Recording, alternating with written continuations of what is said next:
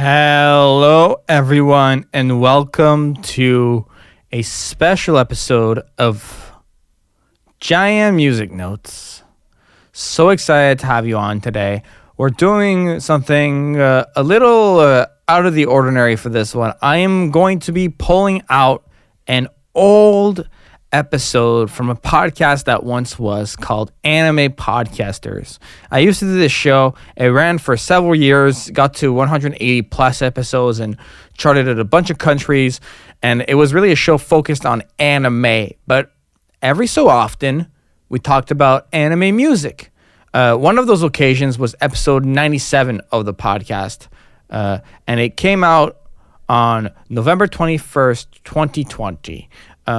It was all about original anime soundtracks that Hotshot Ginger, a familiar voice, familiar guest on the show that's been here multiple times on JaianMusic Notes, came on, and we just chopped it up and talked about our favorite anime soundtracks. It's going to be a really fun conversation. The episode that we recorded back then ran for just over an hour and 15 minutes. I'm going to play it in its entirety. But before I do that, I wanted to thank the sponsor of JaianMusic Notes, Laser Audio Technologies. They make creative effects plugins, and if you use code JaianMusic, you get 30% off. So please go over to laser.io. Every dollar generated from the code goes straight back into the podcast, such as GoPro Kyo, who does all of the artwork. This will be the only clip of me talking today on this episode in the real time. So make sure to follow the podcast in your favorite podcatcher, at Jaian Music on social media. JaianMusic.com is my website. And that's going to be it. So please enjoy this conversation about original soundtracks within anime with Hotshot Ginger, episode 97 of Anime Podcasters. Hi, guys, and welcome back to a brand new episode of Anime Podcasters. Today, I am back with my amazing co-host, my brother, my anime original soundtrack collaborator, Hotshot. How's it going, buddy? Hi, it's still exhausting. Everything is still exhausting. By the way, when did I collaborate with the music? Today. I'm good to be back on. I mean, we're in October. It's cooler. It's more of a fall vibe. And we're still in the middle of a pandemic. But we're here, right? We're here. We're still here. If we're online, I guess that means we're still doing something. Exactly.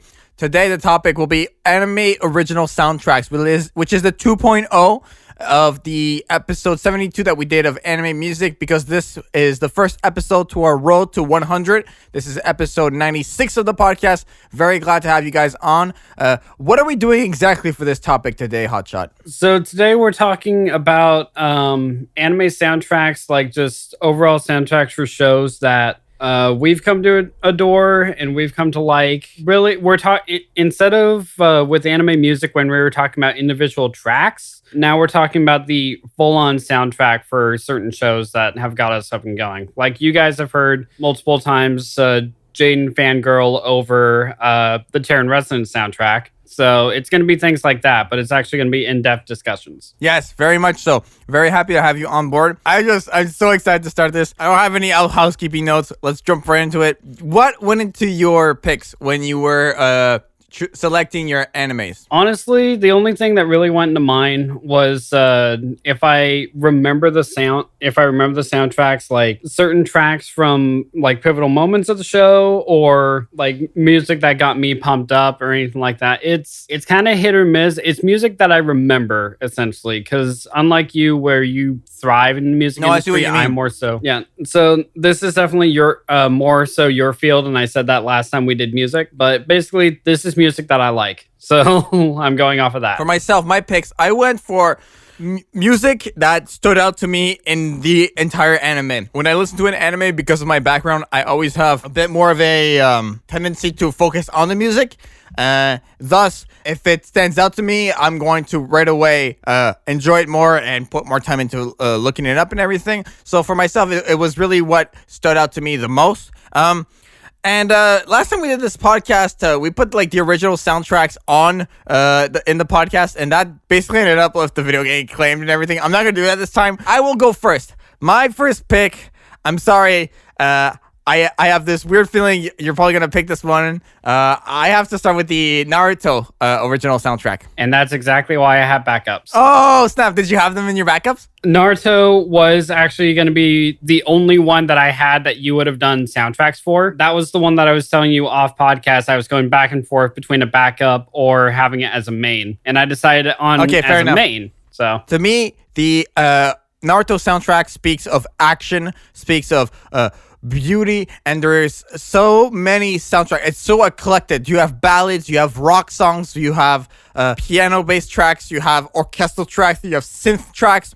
There's just so many songs, and what I really enjoy about Naruto's music is that every character, or a lot of the characters, also have their own theme songs, you know? Like, I don't know about you, but I love the Rock Lee theme with, like, just the hardcore distorted guitar. You're just like, okay, this is some Rock Lee time. Or, like, Shikamaru's theme, it's very much, okay, you can picture Shikamaru with doing his hand seal and thinking and everything. Obviously, the other side that I want to put here, guys, is that we're going to be approaching this from a more emotional point of view, and if we have, like, fun tidbits to say, we'll say it. But I really don't want to get too technical in the music here. I'm not going to say, the tempo is like this and blah blah blah. No, just overall, I really feel like the purpose of music in an anime to me is to support the storyline, and the music in Naruto always supports the storyline. I could not picture watching an episode of Naruto without the music playing. You know what I mean? Like, yeah, could you imagine an episode of Naruto with no music? I can't. Honestly, no. And the first thing that came to mind when you did do that is the episode where Naruto learns about Pervy Sage's death, and the somber music, like the slow ballad music, like the slow piano playing. Yeah. You know what track I'm talking about? Yeah. Like ones like that, yeah. I can't imagine like emotional moments like that without that kind of music accompanying. Or like no, definitely. Or like big action moments like Lee versus Gaara without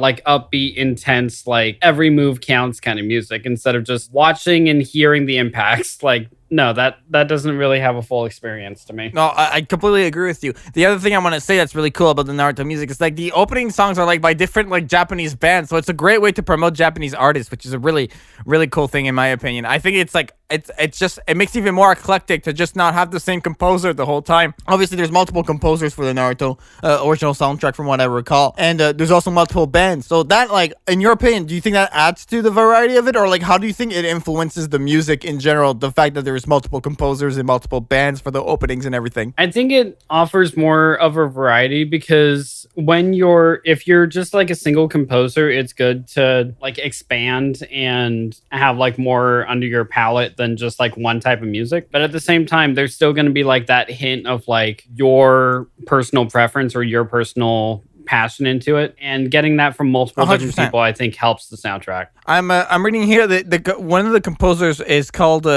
oh man, I'm probably gonna butcher this, but Yasuharu Takanashi. They've done Beyblade Revolution, Hellgirl, Naruto Shippuden, Fairy Tail, Sailor Moon Crystal. So I mean, you know that Naruto has top tier composers when the composer has worked on other titles, such as like all the ones I just named. So that's just crazy to me, you know? I mean, it's still an industry. It's just like voice actors or anything else. Like every show or everything that they're in needs music composers. You need that ambiance for like basically anything you watch. Yeah. Do you have a favorite Naruto original soundtrack? Not by name. The only one that I know by name, which I still love, is Fighting Dreamers. Oh my god, that's such a classic. You know what I'm saying? Yeah. But the other one I love probably the most is you know, like where it goes into I think it's like Rising Fighting Spirit, something like that. Yeah, I think that's what it's called. Yeah, something like that. Like I love the sexy saxophone is always a good call. The somber like piano, like there's a lot of good tracks in there. Unfortunately, I don't know any of the names.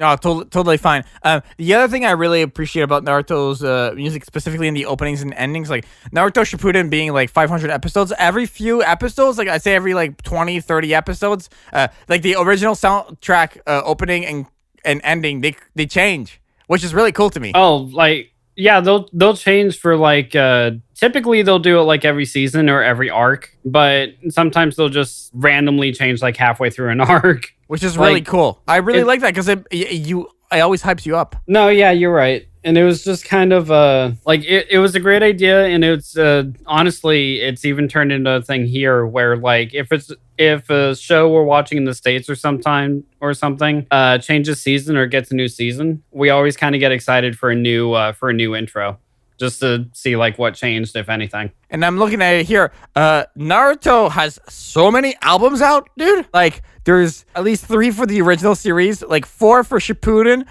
There's Boruto the Best that came out in 2019. And then the video game soundtracks, dude. I'm scrolling here on this wiki page. There is literally so many soundtracks. Ultimate Ninja Storm Limited Edition soundtrack, Ultimate Ninja Storm 2, the original video game soundtrack. Like, that's another thing that I've never thought of. Like, video games have their own soundtracks, yeah.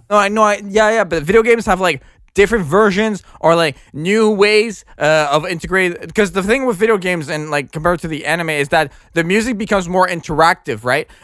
Based on what the actions of the player does. So the way they integrate the music or they recreate the original pieces of Naruto to like fit them in the video games must be so cool, and I'd love to like get more into that. Like, what do you think of that? Like in comparison, when you compare the video game music and the anime music, because you've done both, right? You see the difference, or what kind of difference do you see? Honestly, I don't really see that much of a difference. Like there's not really any somber moments in the video games unless you're like in that same scene, like a cutscene. Mm-hmm. Honestly, between the two, there's not really a whole lot that's different. Some of it is even the same tracks.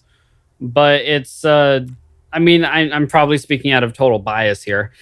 The video game one has more of an interactive feel, if that makes any sense. Like, it sucks you in more because you're actually controlling what's happening here. But other than that, I think that's just because you're playing a game. I can't really tell a difference, to be honest. If you had to guess, there's a third category. We have anime, the anime series music, the video game music, and if Naruto had like Naruto/Boruto had another music for another media, what would it be, do you think? Some musicals.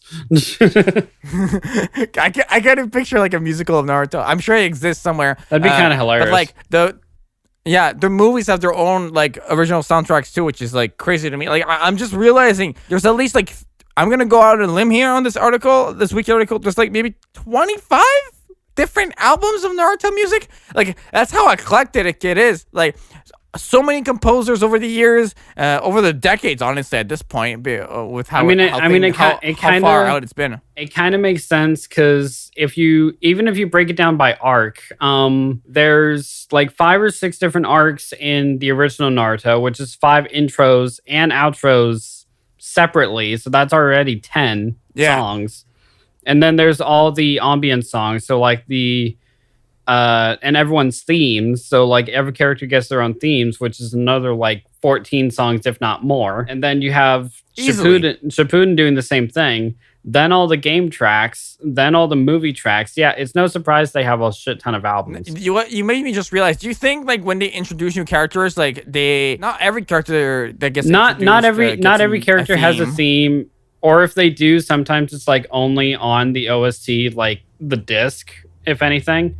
But no, I don't think like Ayame, the ramen girl from Ichiraku, has her own theme. She's a character, but she doesn't have a theme. Right, but I feel like the music that's going to be on the CD is music from the anime, right? So if the theme is written, it's not only going to be on the album, it has to be within the anime. Typically, yeah, but sometimes they also include songs that either didn't make it into the actual show, but still got composed. It's like a movie soundtrack. Not every song that they used in there was used in the actual final product, but it still has like that same kind of energy that medium would have had. Like Spider-Man soundtrack, the only song I can remember was Hero by Nickelback on it, but that actually was in there. That was in the credits, but it wasn't in the actual movie. You know what I mean? I think like that's gonna be a whole other, like, now that I think about it, like with all these albums and everything, there's really a thing to this, like albums and like original soundtracks in animes. Like whenever an anime comes out, like an original soundtrack comes out as well. And I feel like there must be a thing where like people collect these things, and I kind of want to start doing that or getting on that because I think that's a really cool thing that that exists. Like there must be so many playlists of like Naruto tracks and everything. Like some of my covers on Spotify end up on those playlists, which is really cool. So just in general, I'm just through this conversation realizing that specifically with Naruto music, it's like a whole separate universe from the anime. Just because of how wide it is, and like Naruto's come to this point where it's so big that it has like different series with like original, Shippuden, and then Boruto, and then springing off those 3 series, you also have soundtracks attached and albums attached. So it's such a big thing. The more you like talk about it, the more you realize how large of a environment it really is. Just from the separate tracks, like all coming together, like just because of the variety, or what do you mean? Like I'm saying that like by discussing it with you, that I'm realizing that because we're talking about Boruto, Shippuden, pre-time skip, and then there's like the video games and there's the movies. Because of how many soundtracks there are, like the same property, but like can extend to so many different stretch outs, I guess. Exactly, to like groups of people. Like it just makes me realize how even larger the universe is, you know? Okay, I get what you mean now. Yeah, exactly. I know. Any thoughts on that? Unfortunately, no. I really don't have anything to add to that. I just hear a bunch of different songs, dude. I'm not gonna lie. Like, I get that there's a whole bunch of different composers and everything behind it to give the world its scope. But honestly, I just hear the songs. So for you, it's more of a baseline thing where you can hear a song and you don't know if it's from Boruto or from a movie or from a game. But if you like it, you like it. Like, doesn't really matter to me where it came from. It's just I like this song. Unfortunately, I don't dive. So that's it. Unfortunately, I don't dive as deep into it as you do, because not a lot of OST songs that I listen to at least have lyrics. So it's just if I like the beat, if it fits the mood, if it gets me moving or has me feeling what I'm supposed to feel, that's really all I care about. No, I see what you mean. Like, honestly, the only tracks, in my opinion, that probably have lyrics are the openings and endings. Yeah, and even that, like, Fighting Dreamers obviously does. The original opening does. Actually, like, intros typically do. Intros, when you compare it to like the broader scope of like what OSTs actually cover, everything in the game, everything in the actual show, intros and outros don't really cover that much ground compared to everything. Mm-hmm. Like characters themes don't really have lyrics because it's their song. You hear it when they're on screen in their show, and you have to focus on what actually is being done in the show as opposed to the music. Right. No, I see what you mean. All right, that's everything I had to say on Naruto. So go ahead with your first pick. Go ahead, Hotshot. By the way, any composer or artist or anything I say that has a Japanese name is going to get their name butchered, and I'm sorry. Don't worry about it. I probably butchered that first name I said earlier. Okay, so I'm going to talk a little bit about the music that Yasuharu Takanashi, the music that he did. Yeah, that he did. For Fairy Tail. Oh, okay. We got some Fairy Tail going on. I love the Fairy Tail music because it's a lot in the same vein as Naruto, where there's a lot of upbeat, like powerful, like strong energy music, and there's some that's even just like quiet, more composed, and everything else. Actually, holy shit, he actually did music for Naruto too, it looks like. Well, it's all interconnected. That's what I was saying, Hotshot. It's the numbers, the conspiracy, the composers. They all know each other, and they compose music on different anime series together to create an ultimate score soundtrack that we'll be podcasted about. Actually, now that I have that up, yeah, for Fairy Tail, Naruto, and Bakugan, of all things. Dude, that's what I said. But did you not hear earlier? I'm pretty sure the composer I mentioned earlier is I mentioned Fairy Tail as well. You probably did. I just might have missed it. But for the actual music in Fairy Tail,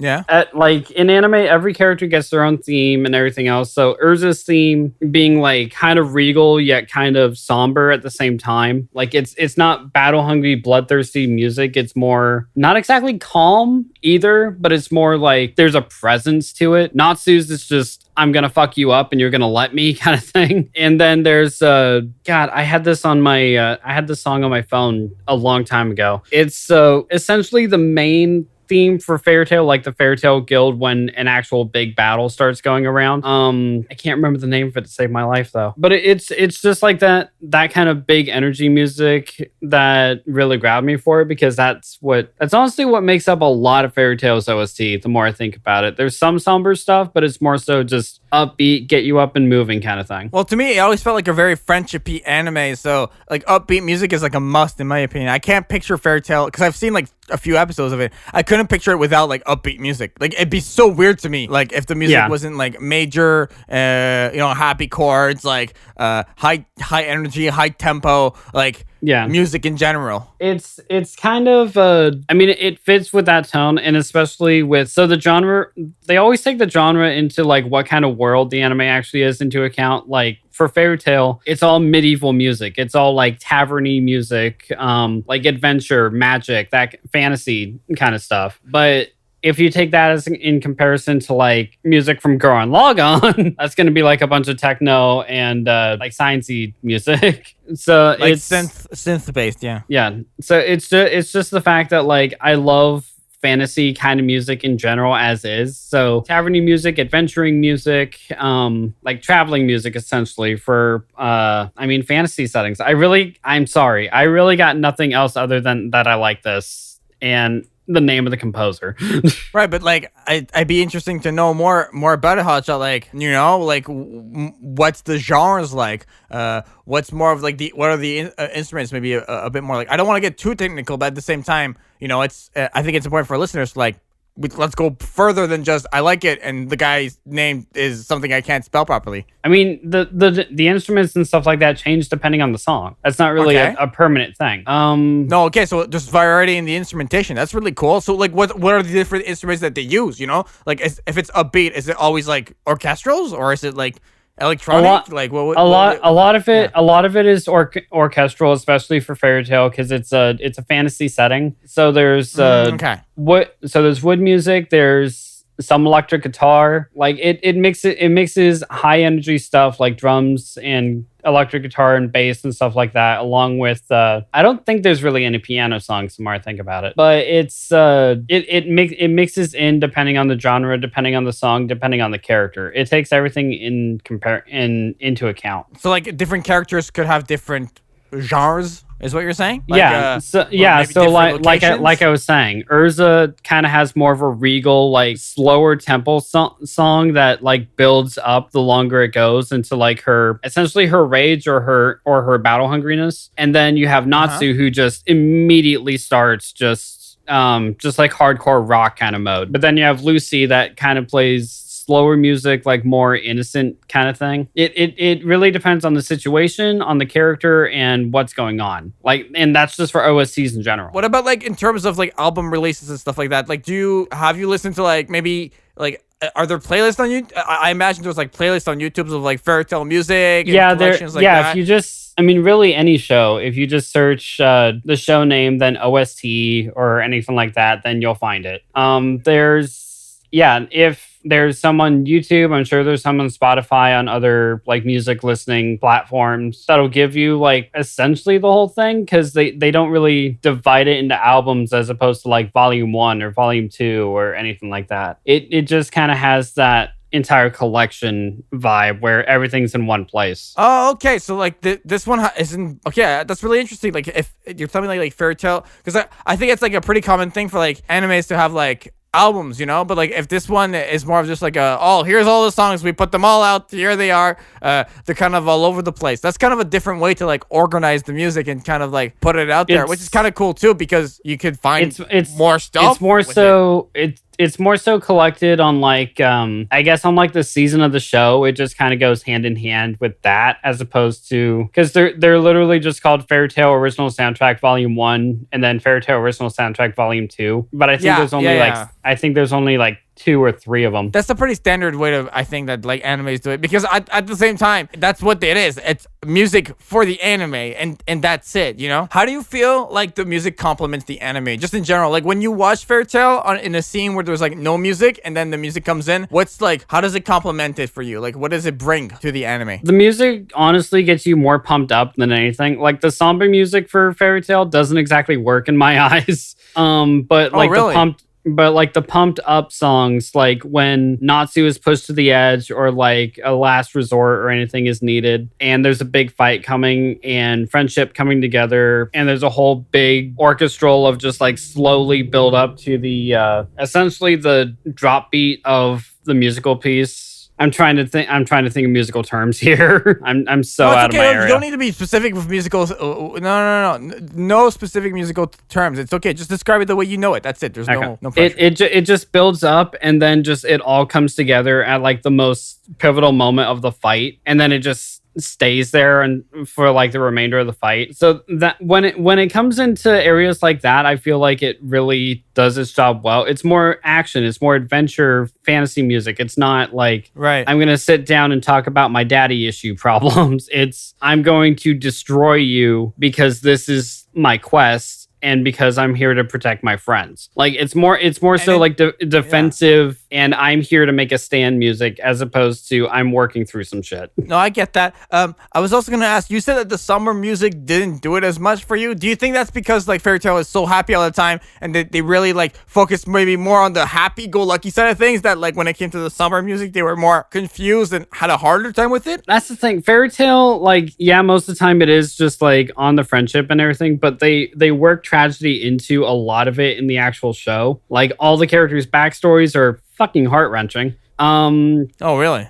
Yeah, but it like it's happy-go-lucky on the surface, but then once you actually start getting into it, then it's just like, then you actually dive more into the characters, especially when you go through certain characters' arcs and you realize how they got where they are or why they got where they are even. Just, I can't, whenever I think Fairy Tail music, I think of that jomber, upbeat, get you moving kind of sound. I don't really think of any of the quieter sounds. I know they're in there, but I can't remember any of them. But I can remember a lot of the high energy ones. No, fair enough. Okay. That's basically everything I had to say about the Fairy Tail stuff. So, unless you have anything else, I will go to my my second pick. By the way, guys, I don't know if we said it, but we have 3 picks each.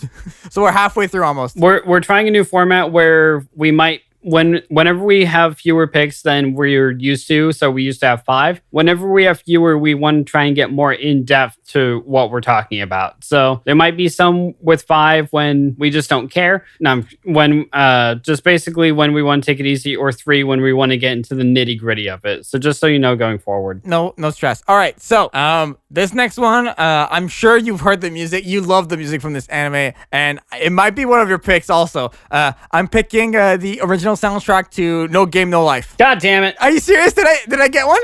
No, you didn't. I didn't pick the music for it. Oh, come on, though. Did you consider it at least? Because I think this is totally up your ballpark. I actually didn't. No, I didn't even think of the music for No Game No Life. The music in No Game No Life, I had like this maybe like 3-month period where I would listen to the original soundtracks over and over and over and over and over again. It is so great because like, the one thing I learned about myself last year in my graduate diploma is that as a composer, I'm not like, when it comes to like making original music, not cover music, there's 2 different things, because I think it's important to be versatile. My original music is so electronic based and like, it's just like so synth based that, and that's honestly a vast majority of No Game No Life. Being that it takes place in a video game, we are talking about a lot of like electronic music with like, you know, synthetic kicks and snares and just really upbeat, energetic music that carries, it makes you feel like you're like in a boss battle and everything. The music in No Game No Life is one of my favorites. Like the composer for the movie, and I'm probably gonna butcher this one too, Yoshiaki Fujisawa, I think is a very, very well known composer.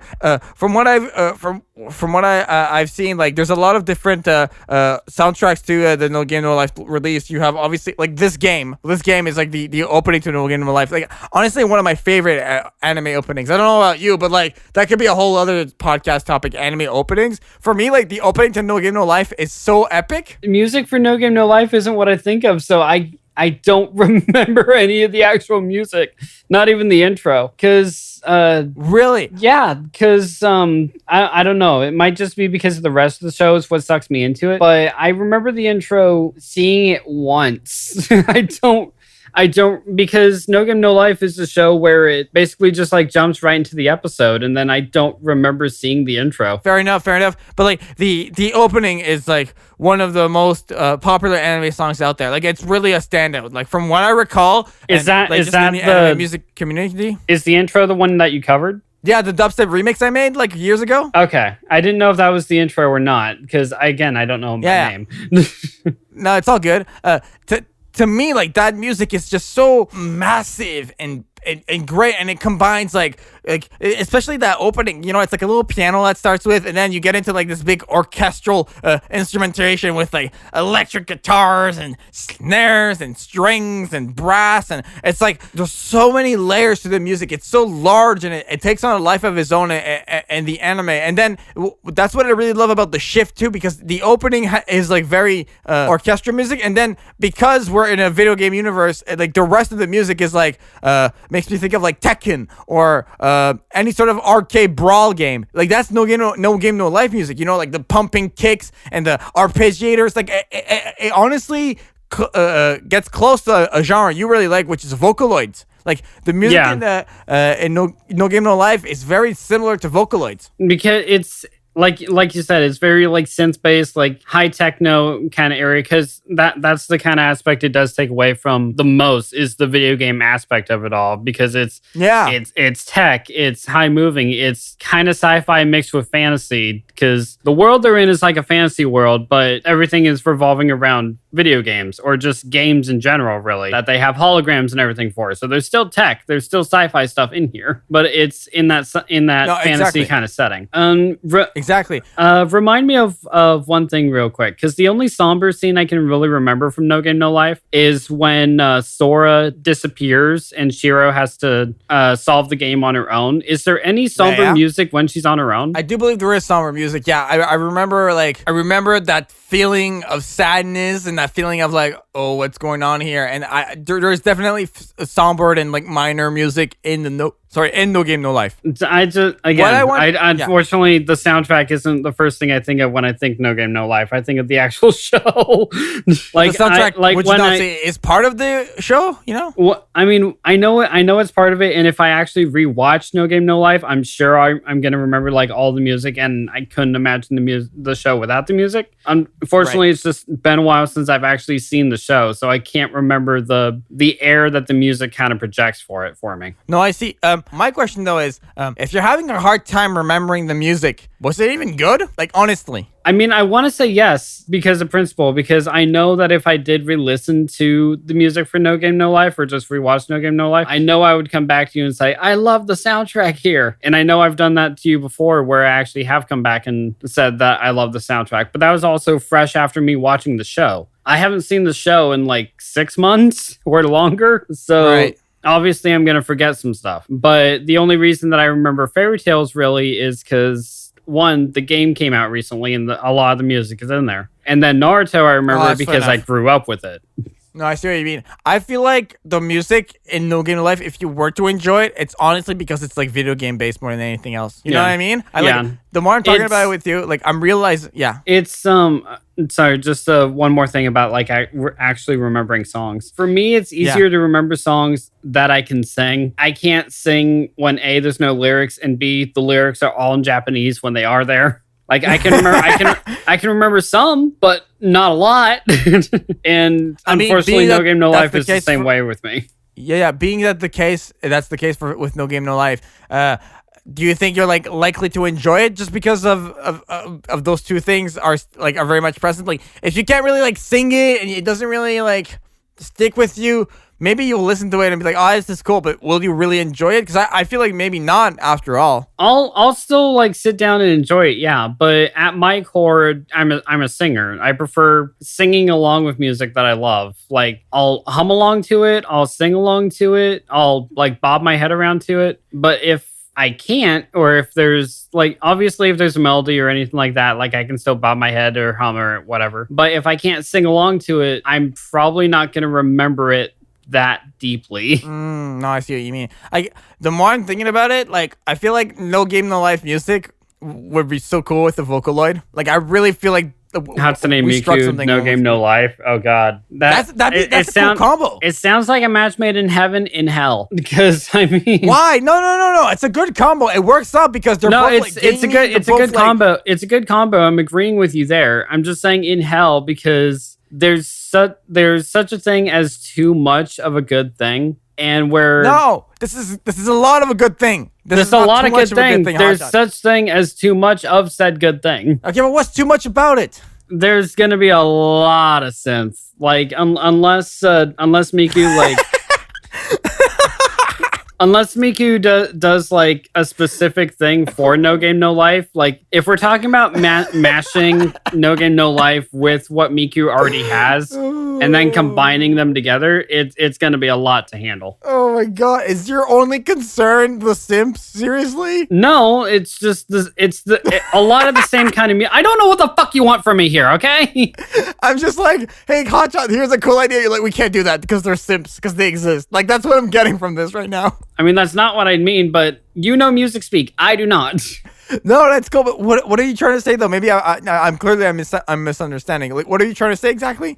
Okay, with Miku's level of techno music, because sometimes it's a lot of techno, sometimes she downplays it for like other or softer like piano stuff, but there's always that like hint of it. But with No Game No Life's, I don't know. Maybe if I remember No Game No Life's music for a change, I could actually give you a detailed explanation here. But as far as I know, it's just a lot of synth and techno just mashed together somehow, like haphazardly. I don't know why. That's just where my mind went. Oh my god. Okay, I see what was wrong. You were saying synth, right? Yeah. I understood simp. There's going to be too many simps. Yeah, that's what I understood. No, that's an even worse problem.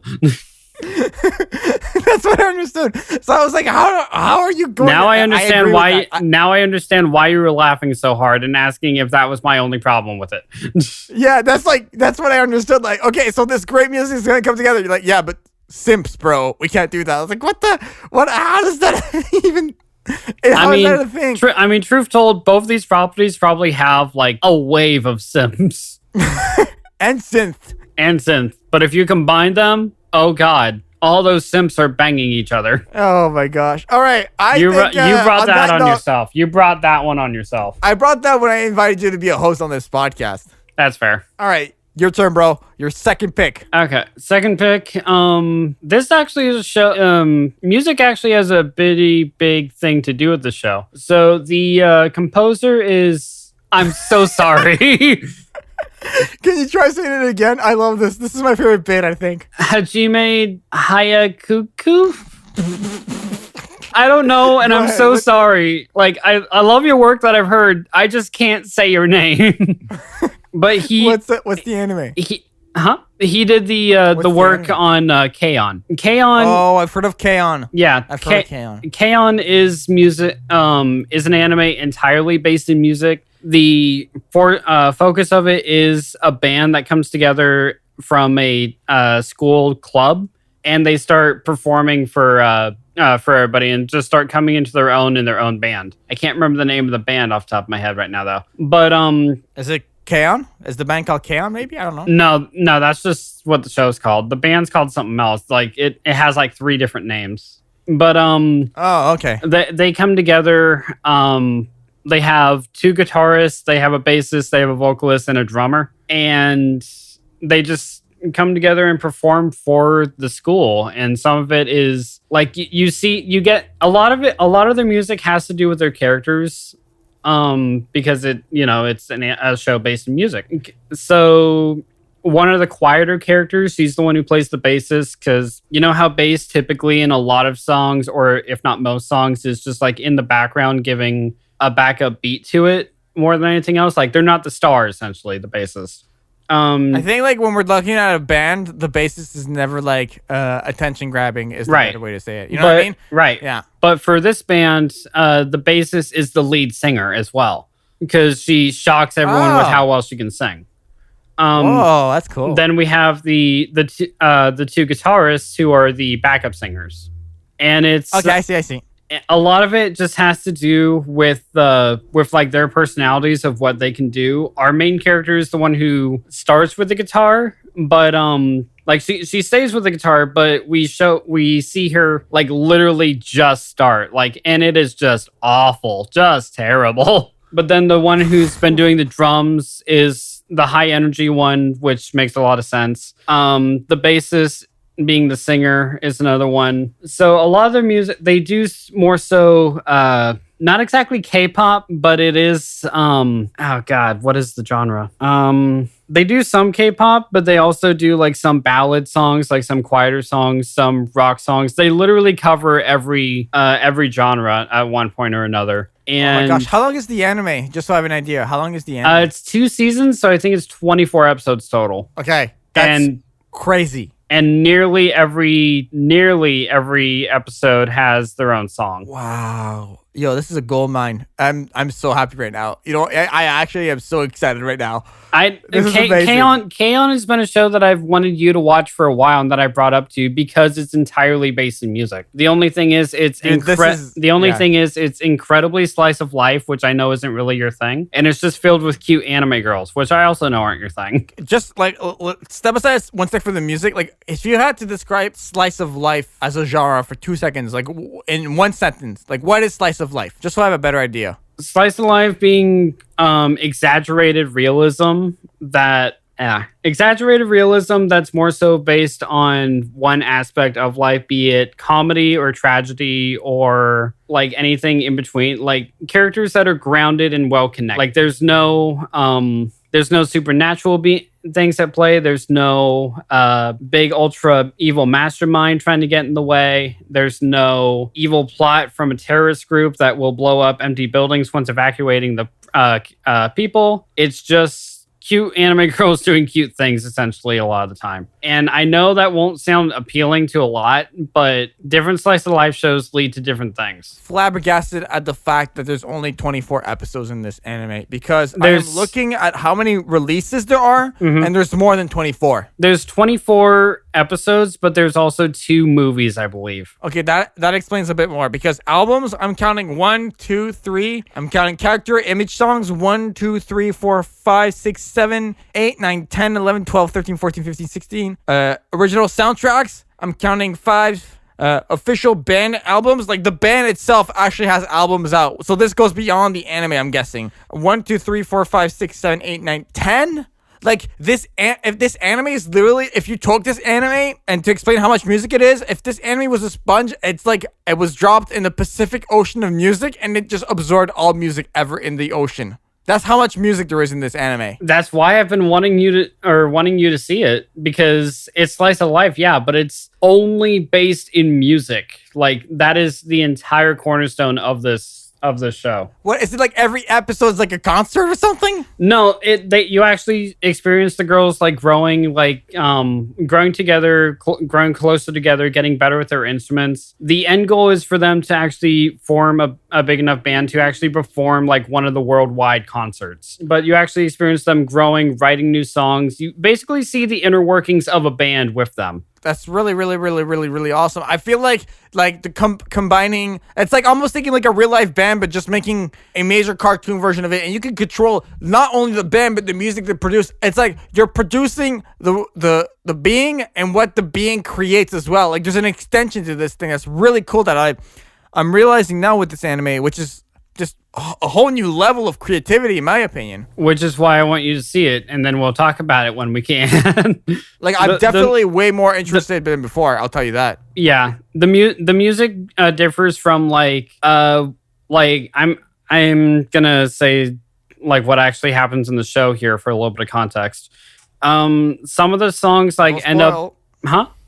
I just said don't spoil because you spoiled an anime for me once. So I'm just I'm not warning how. This has nothing to do with the story. Just like some of the experience they have, just to like give you a broader scope of the genre of music they cover. Okay. Sometimes they'll go like full on ballad songs, like full on sad song, and then other times they'll go full on rock, and you'll know that like based on what they're wearing in the concerts. Dude, I'm so hyped right now. Like I really want to watch this. Like I literally want to get up and just fire up Netflix right now. It's unfortunately it's not on Netflix. I don't know where it is. Okay. Actually, no. I'm sorry. Yeah, no. Actually, Netflix just released it. So yeah, it is on Netflix. My bad. Yeah. When did it come out? Like, is this a recent anime or is it like from? No, this is a few years back. This is 2009 to 2010. Wow. Really? Huh. This thing is 2 years old. Wow, we're late to the or party. 10 years old, not 2 years old. We're late to the party, hotshot. We're late to the concert here. Well, I'm late to the concert. I know. I didn't watch it when it first came out either. We started watching it like maybe when me and Kyo moved out to get the apartment.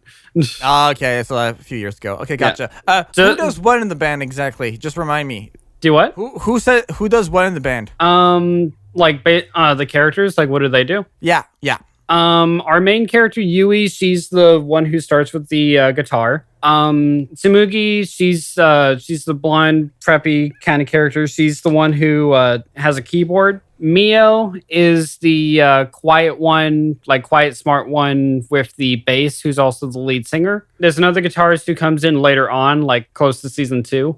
And I can't remember her name off the top of my head, damn it. The one with the bandana in her hair that's stretched back, she's the one who's on the drums. Okay. That's really cool. That's really, really, really, really awesome. Like a typical 4-piece band, basically. Yeah. So you'll see, cool. You'll see like them come together for the first time. Like it is friendship based because they grow closer together as friends and everything like that. But they also grow closer as a band. Like there's inner workings of a band. There's friendship aspects, hints and teases of hotshot anime aspects in there, just so you're aware. But the music, how much? Give me a percentage here. Give me a percentage and be honest. At most 5. 5%? At most 5. Okay, so knowing you, 5% to you is probably like at least 15% to me. Yeah, but the rest of it is based in what you love more than anything in the world, and that's music. Yes. Just give it a chance. If it turns out you don't like it, at least you tried it. And that's honestly really I have to say on that. I know I didn't really cover a lot of the music itself as opposed to just the show, but the show itself is based entirely in the music that it comes out of, so I think it balances out. No, I think it's totally fine to leave it at that. But I did have like 1 or 2 more questions if you don't mind. Okay. With the music. Okay. What's up? Okay.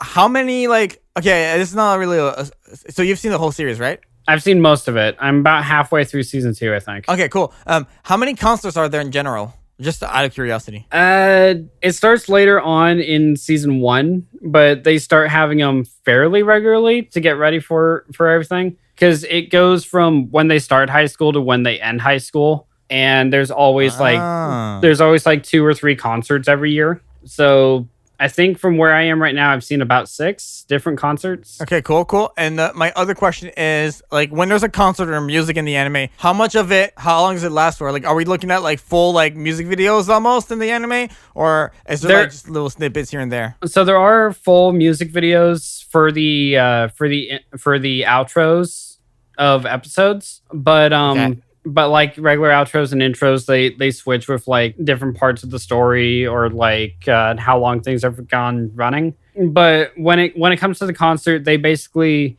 less like a concert and more like a talent show. They perform like one song that they've been working on for a while, or a new song that they're working on, or anything like that.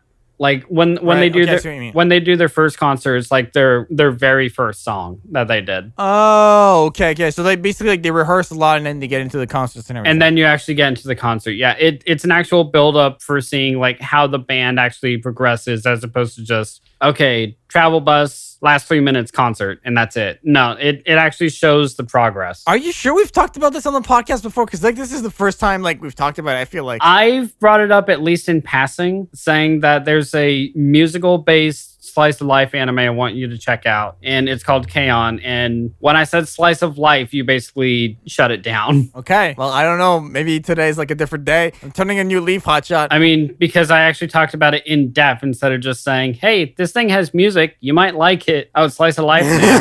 All right, Hotshot, my next pick. I'm gonna do one of those. I'm gonna try to make you guess. And if you don't, I won't be disappointed. But I want to try to make you guess this. When we talk about epic music, large music, big music, music that goes with the intensity, the depth, the bigness, the impact of the anime, specifically focus on the word epic. Which anime soundtrack am I selecting, Hotshot? An anime that we've both seen. Attack on Titan. Yes. There you go, Hotshot.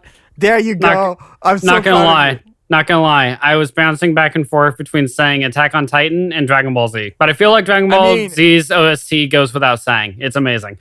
Oh, it's so good. But we'll talk about that on your final pick, because it better be that. Because I trust you with my life, Hotshot. They're gonna be disappointed. Anyway, go on. Okay. I just absolutely love. I really want to focus on the very first, the Attack on Titan original soundtrack. The first soundtrack album containing all the music adaptation. It's composed by, here we go, try not to butcher this one, Hiroyuki Sawano. Okay, that was not as bad. And it has a bunch of amazing tracks that I've covered in the past that I absolutely love, like Eye Water. The music in Attack on Titan for me is just like, it makes me think.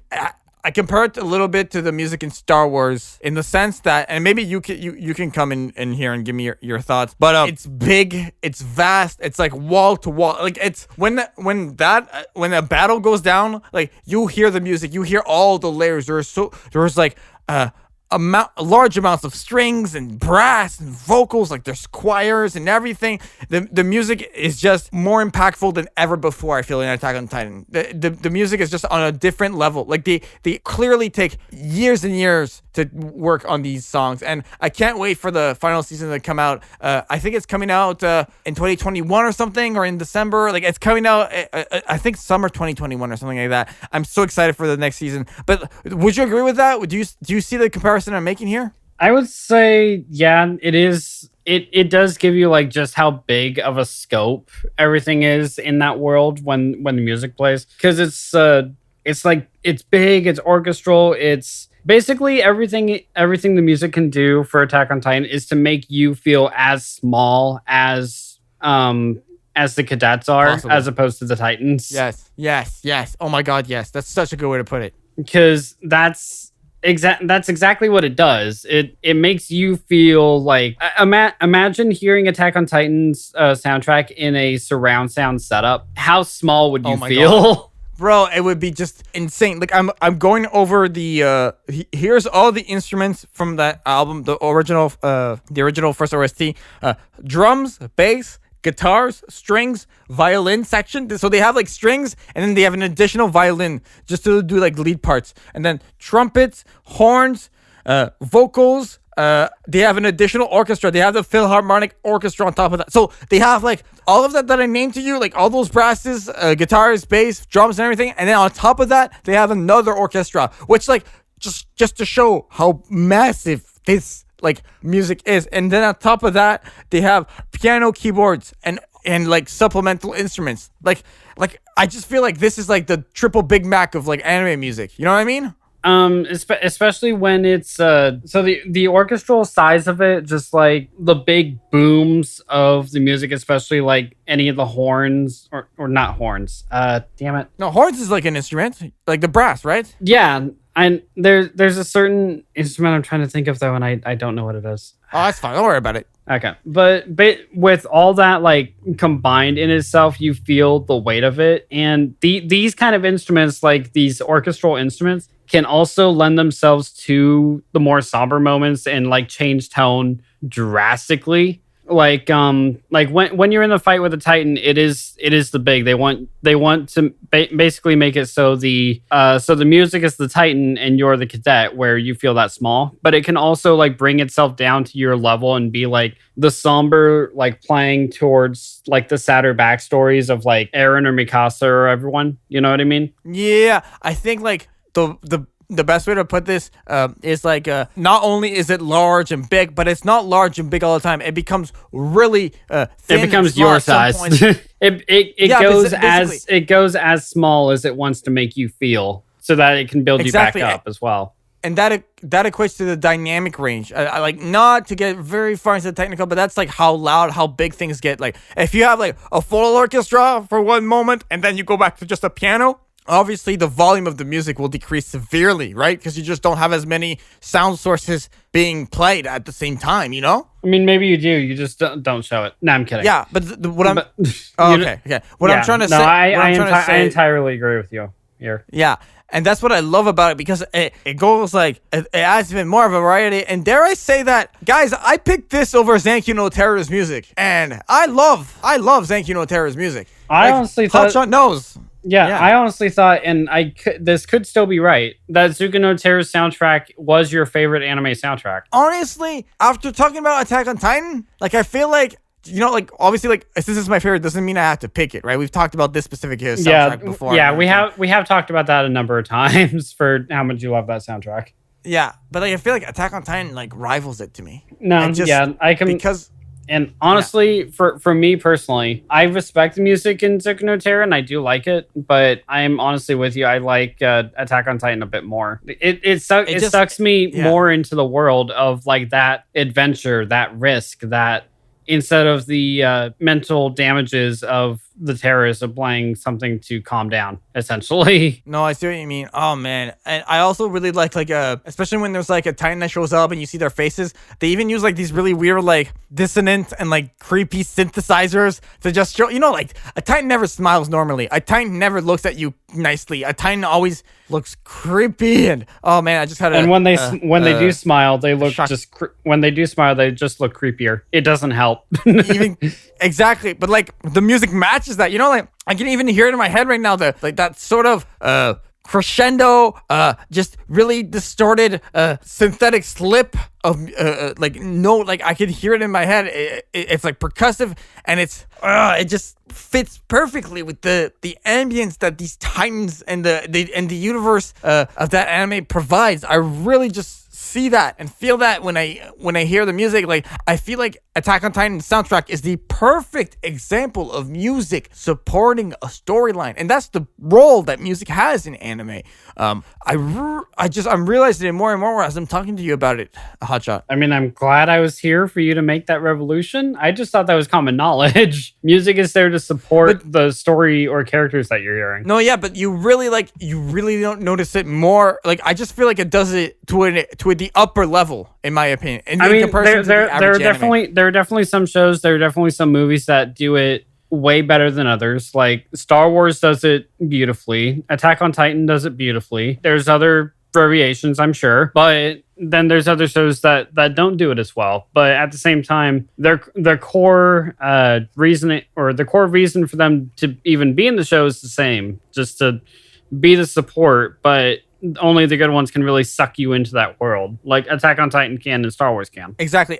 Two things I want to add. I really feel like one of the reasons why it can is because of like the color of the music, in the sense of like how the music makes you feel. Like if the music wants you to feel creeped out, it does it super well. Or if it wants to make you feel big and epic, it does it really well. Like, it just like the emotional connection it has to the listener is really good, like in my opinion. I don't know what you think of. Yeah, my only sight on it, to be honest, is a show like Attack on Titan. There isn't really much comedic aspect. It's a tragic story. It's supposed to be big and epic because it's just these small, what's left of humanity fighting for what's left of humanity. There isn't really any comedy to be taken away from, and that kind of setup can have epic music just all the time, and they take full advantage of it. But if you're like, say, Eren and Mikasa are looking down a Titan playing this epic music, and then it just stops dead in its track when Mikasa just hits Eren in the dick.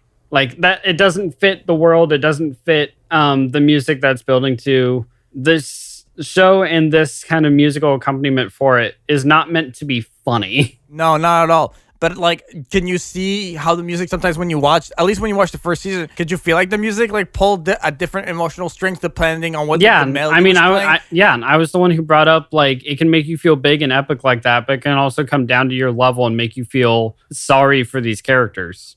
Okay, and my last question for you is, I made a comparison to Star Wars earlier with Attack on Titan. Do you see that at all, or what's your take on that? My take on like it being the same kind of scope and everything that of it. Yeah, basically, specifically how broad and how big the music is. I'm honestly I do see the connection. I still say that Star Wars does it more because I don't know, it just might be the more variety that does help it out. Plus, Star Wars is literally intergalactic as opposed to just what's left of humanity. But with with the big scope, like portraying to how big the world is or how big the universe is or anything like that, I feel like both of them do it just fine. Okay, cool. Very cool. Okay, perfect. Let's go to your final pick, Hotshot. Anime original soundtracks. Your best for last. I did best for last. I hope this is your best for last right here. Okay. So, God, here we are with trying to pronounce the names again. Jeff Williams. What? I don't know how to fuck up a name that I can actually read. Jeff Williams. He's the one who did the music for Ruby. Oh my gosh. I was like, are you really like having a hard time with Jeff Williams? Dude?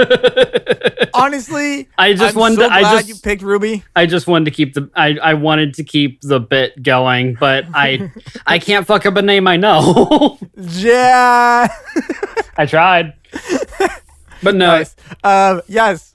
Yeah. Red Like Roses, bro? You want some Red Like Roses? I love Red Like Roses. I love Red Like Roses. I love I Burn. I love This'll Be the Day. I love Mirror Mirror. I can actually name these songs.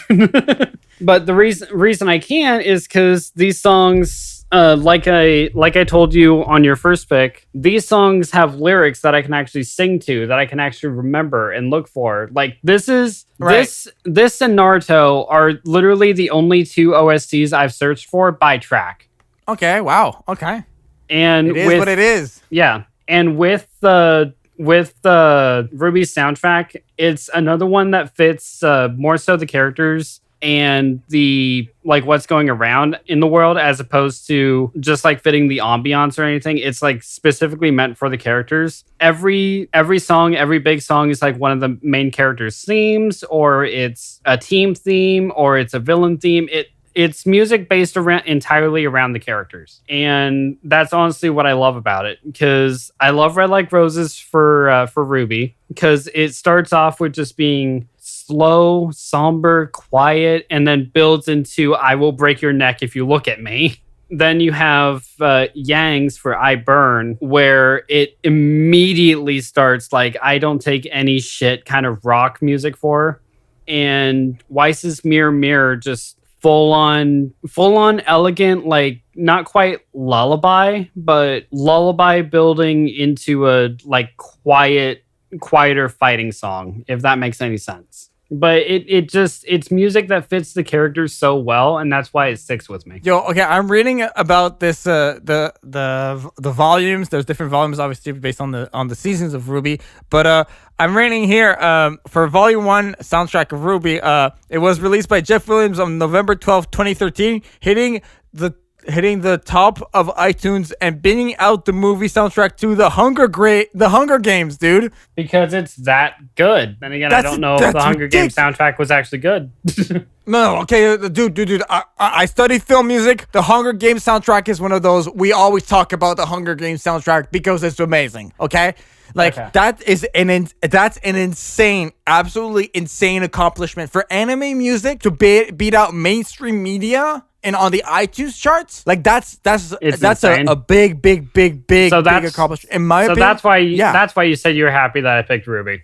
No, well, no, I didn't even know it was one of the reasons. One of the reasons. Yeah. I mean, it adds to the reason, but initially, no. I mean, I just remembered how happy you were when we talked about Ruby on the anime music podcast, and then when we did our volume 1 podcast about Ruby as well, we talked about the music, and I really loved it. Like specifically Red Like Roses, when they were in that trial exam finding the scorpion and everything. Like that music was just great. You liked Red Like Roses Part 2 then? Yes. The harder rocker version of it. Yeah. Yes. The one that gets you the one that gets you moving. Yes. Not yes. the one that. Not the one that I use as an alarm for an early wake up. I mean, you could use it as an alarm. I use part 1, like the quieter whisper kind of build up to it. Because if I start my day with like, I burn, that's not going to go well. Dude, my alarm clock was Eye of the Tiger for the longest time. No, thank you. As a good way to wake up. Anyways, Ben, I'm looking at like other things about the soundtrack, and this is why I'm really happy about like Ruby having such a big community sense, because their wiki is like on point with all this amazing information that we can like grab and talk about.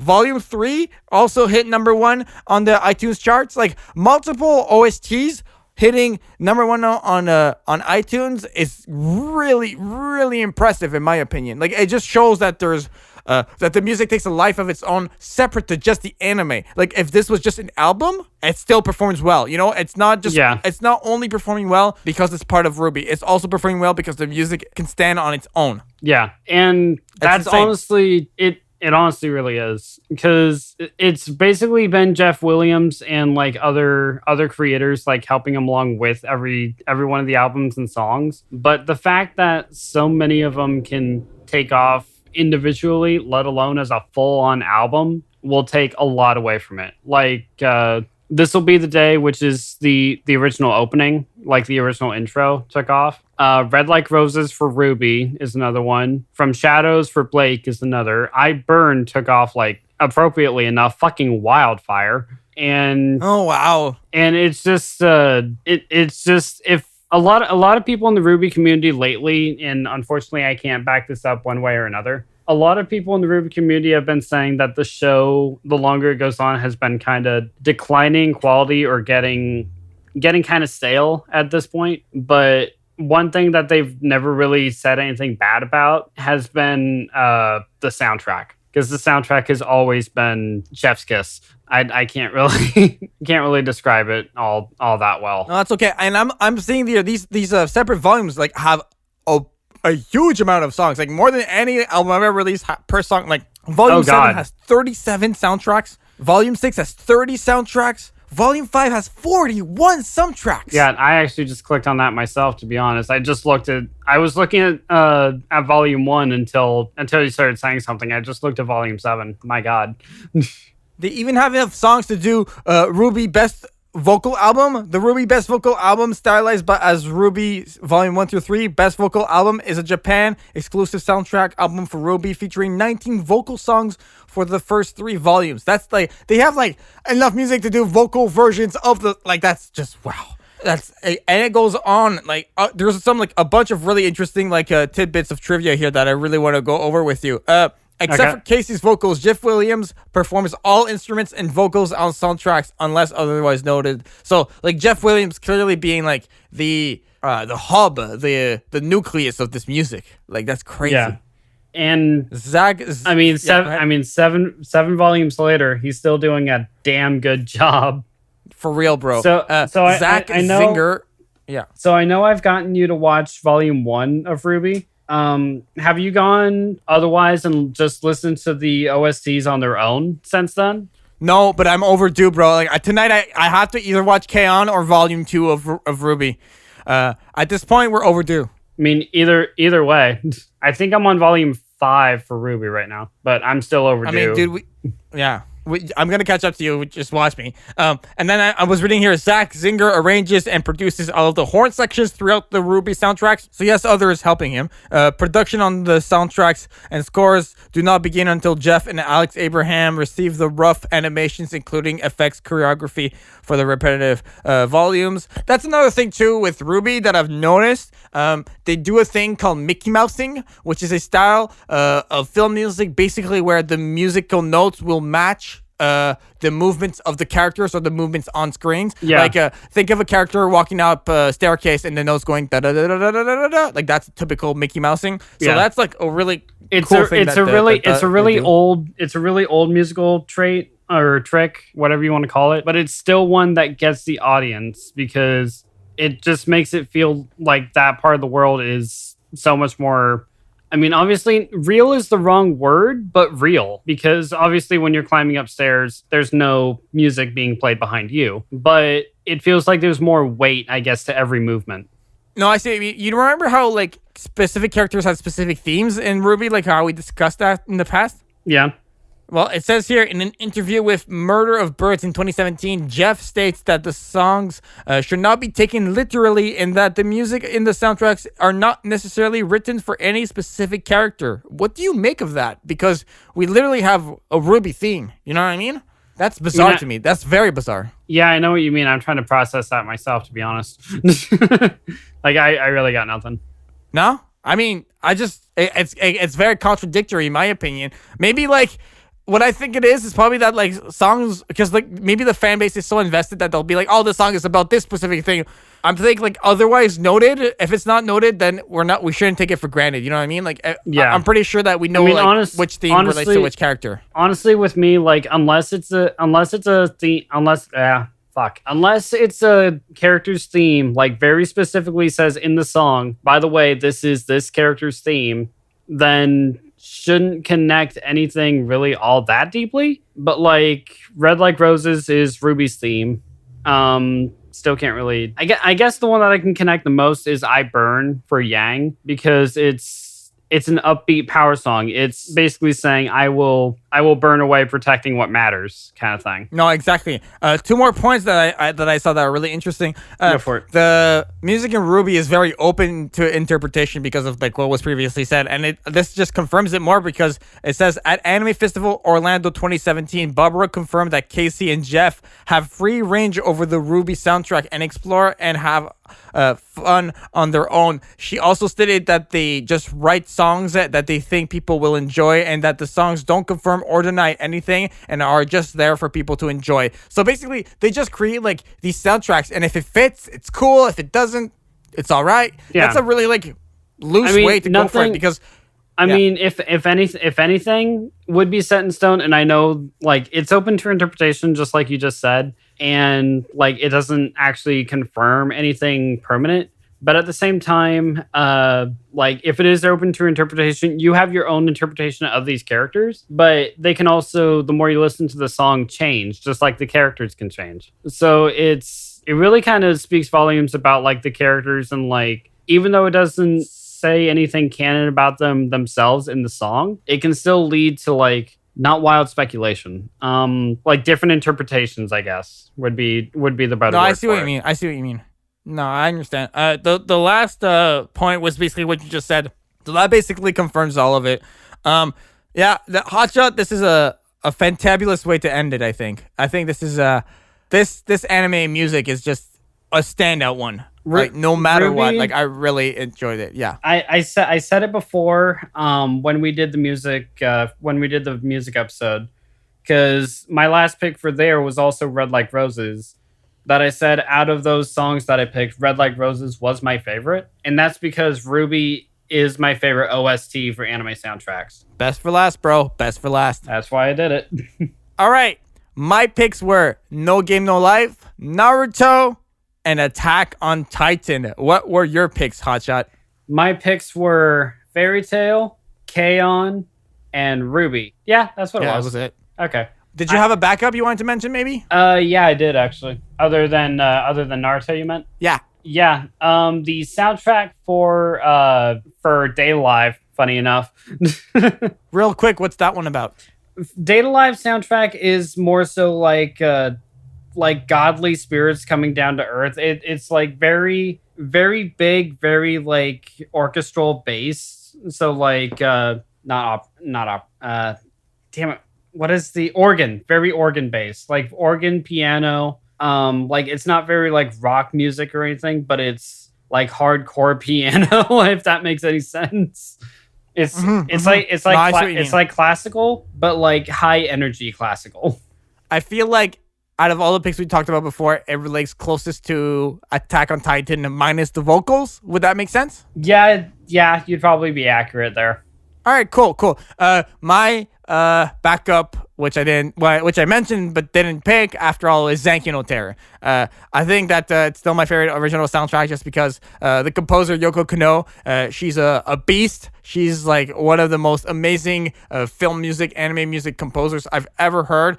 She also did the soundtrack for Cowboy Bebop, which is just like another plane of existence. In my opinion, Cowboy Bebop is honestly, would I say better? It's just, it's on a different level. That's the thing with music. It's so hard to just rank things. It's really good for its specific reasons. That's you know another. what I mean? That's another OST we could have talked about. Trigon. Oh, like dude. anything Western based. Yeah. That is such a good OST as well. There's so like, dude, I could go on for hours about this topic. I love these OST based discussions, and yeah, Trigun's another really good one. But my knowledge only stretches so far. No, I know it's all good. It's all good. I mean, we stretched for a good while. We've been talking for quite a while. Yeah. So sorry on that note, sorry that first pick of mine we kind of kept hitting a wall. it's all good. I mean, hitting a wall is what we do here, and then we break that wall, and then we go through another wall. Hot shot. Basically, when we podcast, I'm the construction worker, and you're the sledgehammer, and I will break any wall I have to with my sledgehammer. Okay, but here's one wall that we can't break through. You guys can find me over on Twitter at Caution Ginger and right here on Giant Music's channel for anime podcasters. And you guys can find me over on my channel where we do the sister podcast, PonsuCast, where we talk about the dark underbelly side of anime that Jaden doesn't want to touch. I was going to ask for your final thoughts. And there's a plug. We always do final thoughts before the plug, bro. You're an editor. You can switch it. Nah, I'm not switching it. I don't want to be unnatural about it. Okay, you plugged. Give us your final thoughts now. All right, final thoughts. Music for a lot of different anime, if not for all anime or really all things in life, is desperately needed because if anything, it finishes like how big the world can be or how you can feel or anything like that. It's desperately needed and can speak miles to people about certain things. Some people stretch that into their passions in life, like Jaden, and other people are just big time fans of it, like me. Yeah. Very well said, Hotshot. I'm going to do it in reverse because of you. You can find me on youtube.com/JaianMusic. The artwork for the podcast is brought to you by GoPro Kyo. He's not a sponsor. He's the literal artist of the podcast, and he's amazing at what he does. He's available for commission. So go check out. All of his links are in the description of this video and post or whatever podcast platform you're listening to. And I also want to give a big thank you to like the listeners. I've recently put the podcast on maybe like 12 new platforms that I found through an article, and we are getting hundreds of listeners from India. Like India, we're popping up. We're getting like maybe 80, 70 Indian playbacks a day right now, which is crazy. So thank you so much. Like the podcast has grown to a point where it's more popular outside of the channel, like right now every month, than in the channel. That's insane. So I really enjoy that because it's just helping us reach more people. So if you enjoy these podcasts, make sure to subscribe and check out the rest of our content on the channel. We really appreciate it. I also do a Cowboy Bebop live action podcast update with GoPro Kyo, and you can support me on patreon.com/JaianMusic. I am at JaianMusic on social media. All right, and for my final thoughts, I am a big fan of anime music. This is my 2.0 topic, one that I was very glad that we spoke about. I understand that Hotshot, it's different, it's harder, and it's more difficult for him to talk about this topic because he's not as dripped into the music universe. But at the same time, it's always fun to have a different point of view and to bring our thoughts together. I'm just really happy to have been able to do this topic. The next topic for our road to 100 is going to be probably Hotshot's topic, and I'm very excited to talk about that as well. So Hotshot, do you want to, since we announced my topic last time, what's your 2.0 topic going to be? Did we announce your topic? I don't remember announcing your topic. I feel like I did. I mean, do you want, okay, hint at what your 2.0 is going to be. I think we all have an idea considering what you love to do in your spare time, but go ahead. It's either going to be something dirty or games. Basically, probably either anime couples or games at this point. I feel like is where we're going. We might, point. but I might So, end up just totally veering from that. So we'll see what happens. We'll see what happens. We never know. So this is our first episode for this month. So make sure to subscribe to the podcast everywhere. We really appreciate all of your support. So for myself and Hotshot, this has been another episode of